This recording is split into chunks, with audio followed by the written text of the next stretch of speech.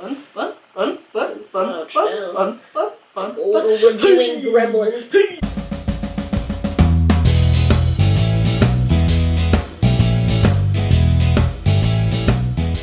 Welcome to this week's episode of Teag and Mo. Review on the go. And we are here this week to talk to you about one of our favorite movies. Favorite of all time. The Greatest Showman. But before we get started, we're going to explain a little bit of what we're doing and... A little housekeeping for you. You know, how this all works. Every week we're going to review movies using a very special, fancy scale that we developed with using the top technology and scientists of the top technology. Stupid. Morgan. You want to take away? I guess. I can't words today. Okay, here we go. I don't know, I can't words either. It's like when that guy's like the crisp, buttery, flaky. Okay. Okay. It's not as easy as it looks, is it? Buttery, flaky. Buttery, flaky. Every week... Every week we're going to be reviewing a movie, either from the... Every week we're going to be reviewing a movie from either the theaters or one of our all-time favorites, like... Prime Pictures. Okay, not my all-time favorite, but an all-time favorite of one of ours. We may not always agree when we do our reviews as well, so you'll get a little bit of maybe some hate-love action, who knows? Eclectic mix. The way that we're going to be reviewing these movies is on a very particular scale that took us months to develop. We involved NASA. We went and got our master's degree for this. Obama might have been involved too. The Academy Awards loves it. Yeah. The scale is the ASS scale. We'll also be using a 1 to 10 scale at the end to give a general rating. Like, what does ASS stand for? Well, I'm happy you asked. ASS stands for... Acting. Soundtrack. Small animals. No. What? Storyline. So we'll be reviewing the actors. Were they good? Were they bad? Do they get the Grammy? Who knows? The Grammy! The storyline. Did it make sense? Did it flow? Did it work? And the soundtrack. Should you go buy the album? Are you going to listen to it every day in the shower for the next year? We do that often with movie soundtracks. And then at the end we'll give you just a 1 to 10 rating with a different scale every time, and you'll see more about that. It's a little surprise at the end. Should you watch it every day in the theaters? Should you wait till it comes out on Redbox? Should you buy it and then burn it immediately? Mm-hmm. All of these are valid options. Yeah, should you take tomatoes to the theater and throw them at the screen? Who knows? Yikes. Don't do that. Little disclaimer, do not do this at home. In the event of a spoiler alert, which may sometimes be possible, but we will try our best to avoid, Teague and I will both throw up the X. And you know to pause the video and skip to the end to see our 1 out of 10 scale so you don't get spoiled. Yep. Spoiled red. That is spoiled. Okay, so let's get started. The first video that we're gonna review for you guys is our all-time favorite. It's still in theaters. You should probably go watch it, and we'll tell you more about it now. We've seen it 6 times in theaters. It's not a big deal. We even went and saw the sing-along version. It's called The Greatest Showman! Starring Hugh Jackman, Zac Efron, and Zendaya, woo, who I had never heard of until this movie. So the acting. Tegan, what were your thoughts on the acting? Love of my life, Hugh Jackman was in it, which was fantastic. Loved him, thought he was super great as P.T. Barnum. He also sang in the movie, which actually the trailers you didn't really get that it was going to be singing. Spoiler alert! It was a musical, so that's a fun fact. I thought he was great though. I loved him in it. I have followed his career for a while, loved him, he's one of my favorites. He started off in Oklahoma, like on Broadway or off Broadway, was discovered, so started singing and then went to all like Wolverine and all of the other fantastic movies he did. And then he was in Les Mis, which was not my favorite, so I was kind of skeptical about him being in another musical. Ended up loving it, freaking, like it was so good. He was amazing. I think I was most worried about Zac Efron coming out of like the High School Musical scene and trying to do like a serious adult movie, which I know he's done, but let's be real, Baywatch. So like I was really worried about him, and he like shined. Yep. He's not in the first little beginning of the movie, but once he comes in, he really owned that role and he did an awesome job with it, and super excited to see some of the other movies he has coming out soon, so I would give him a 10 out of 10 on the acting. Okay, and then a fun fact that we found out about Zendaya was that she did all of her own stunts, which we thought was super cool. Yeah. And Zac did too, and funnily enough, the part that they kind of met at, / did like their main first scene was them singing Rewrite the Stars and doing all that choreography and flying through the air like a couple of professional trapeze artists, and it was fantastic. And I feel like you never would have guessed that they had never done that before. Yeah. were actually also singing and like doing all of their own stunts, and it was just fantastic. A little review on the go tip. Go on YouTube and look up the behind the scenes videos of so Zac good. Efron and Zendaya doing some of their stunts, and it's so cool. It's phenomenal, but also there are hilarious bloopers because Yeah. Lord knows that happened. When you're suspended 20 feet in the air, twirling around, bodies collide, Yeah. in a hilarious way. It was good. Good That's stuff. what it is. Okay, so the second S we have is storyline.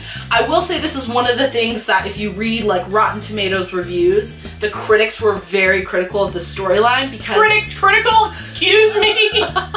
because it is a historical thing. Like there is a history behind P.T. Barnum. Well, he was a real person. And so the critics were complaining that it didn't like follow it close enough, but I think the real point of the movie is not like following the storyline, the actual history to a T, but more like exploring what P.T. Barnum was able to create and really seeing that His and legacy, yeah. yeah, how he kind of invented the entertainment industry. Yeah. So I don't think, while the storyline may not be like historically accurate, it still worked and they did a great job. Yeah, I think the other thing that people didn't like about the storyline was it wasn't technically like 3-act structure, and so in the strictest sense of movie making, there were just kind of 2 hits against it because it wasn't as close to historically accurate as it could have been, and it wasn't 3-act story structure, and so they just didn't love it. However, we loved it. It was great. I think one of the coolest things about like just the takeaway of the entire movie is that you leave it feeling just really upbeat and uplifted because it's a movie about finding the place that you're accepted and thriving there. And so you just get these super creative people together, you get to shine in your moment, you get to be you get to be the bearded lady actually finally accepting who she is and being beautiful, and like there just are, it just was such an uplifting concept, and I feel like not only in this day and age, but it just was such a fun That's true. takeaway. Like I just loved walking out of the theater, dancing, and feeling super positive, and it just was Getting in the car, listening to the soundtrack, being happy for the rest of the day, That's not being real. able to sleep because you want to see it again. It was great. watching it once, immediately going out, buying another ticket, going to see it again afterwards. Like That's what we I did. mean, That happened. So the last S, and the most important for this particular movie, that is, I mean, this is really where the junk came from for this trunk, was the soundtrack. it's too good. If you didn't know, Greatest Showman has been a Golden Globe for Best Original Song, and they're nominated for an Oscar for Best Original Song. Yeah, for which This this is me. I was gonna say this is us. you. This is That's us. a TV This is show. me. For This is me. Us, also a TV show, not the same as a song. Whoa! Whoa! Let's do it. What? Are we gonna actually play it? No, I was just giving them an introduction to the S. Okay. So no, basically, from the moment you sit down and that music starts playing, they draw you in. Morgan and and I think we literally got goosebumps. you sit down and that song starts playing And that beat. and you're like, this is gonna be so good. I literally, it stabs you in the heart with so much just like joy and adrenaline all at the same time. And you're just like, this is unreal. And Yeah. it's just cool because that's that reaction to the start of a movie, I feel like has never. Yeah. You don't start movies like that. You just don't Yeah. dive in, and they did, and it was cool. They drew you in, and it was just super fun. Yeah. Like I literally, within we the- had goosebumps. Within the first 10 seconds, turned to Tegan and said, I love this movie already. Because that intro just like, It hooks you. whew. And it was definitely meant to be seen in theaters Yeah. with like the surround sound and the Totally. booming and the like, drawing you in. Okay, well that's pretty fun because in the theaters they actually have the director and Hugh Jackman kind of have like a little short before saying like thank you for seeing in theaters. This was how it was meant to be seen, which was just another cool fun piece of like you're welcome, Hugh Jackman, anytime you make me a movie I will come to the theater for you. You're welcome. Yeah, and the rest of the songs throughout the movie just and they continue to just There really blow isn't your a mind. bad one. It makes you want to get up and dance. You know those songs that you're just like you can't help but like kind of sing and dance. Or those challenges, try not to dance, try not to sing along. Yeah. You would fail if you went to see this. Tegan and I went to it like our 4th or 5th time, and it was not the sing-along version. There were 2 people in the theater sitting in front of us, a few rows down, and we were literally miming and mouthing professing the our love words to each other through song, to the song because to it was them, so dancing. It was so good. It's so good. I think one of the cool things Soundtrack too is is the they, I think similar to like The Great Gatsby, which is also one of my favorite movies, but they talk about in that movie that they really wanted to epitomize like what the 1920s was to that generation. And so for our generation, what does that look like? And they kind of did like this upbeat jazz with, you know, a bunch of people, and it was super cool. So they did that with this too. They were like, who does P.T. Barnum remind us of? And in one of the interviews we watched, it was like Steve Jobs and Jay-Z and those kind of like just super influential people. And so that was one of the cool things that really, I think, inspired their music, which made it so much more impactful, is that they really designed it for our generation and our audience to be viewing it. And I think they crushed it. That was great. Tegan has a silent letter for us today. Go ahead and give your 2 cents on that. I just loved the design of it. I thought it was so fun. My only qualm with it actually was that there was so much fun design in the movie. I wish they had used like the original kind of art that like Barnum had for like his posters and like on the classic cars or whatever. They didn't use that as like any of the actual promotional material, which was so fun, and it was just the epitome of the time. It's just that classic look that we see on those animal cracker boxes, which actually are from the trains, but there was just so much of it that was so cool and so thought out and so well designed that I was bummed that they didn't use it. That was a big miss. Promotional stuff. But other than that, I thought it was so fun, so colorful, so bright.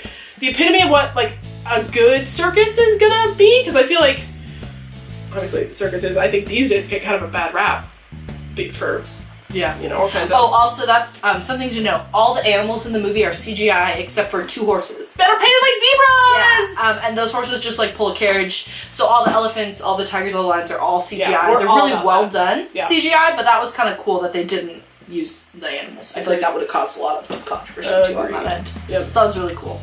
Okay, so this week our scale is going to be 1 out of 10 circus tins. And so we're each going to give it a review. We don't have to be the same. It's going to be the most, 1 is the worst, and we'll each give different reviews and then give you an average, and that's going to be our overall review. Tegan, what was your 1 out of 10 circus tent rating for this movie? I'm going to give it an 11.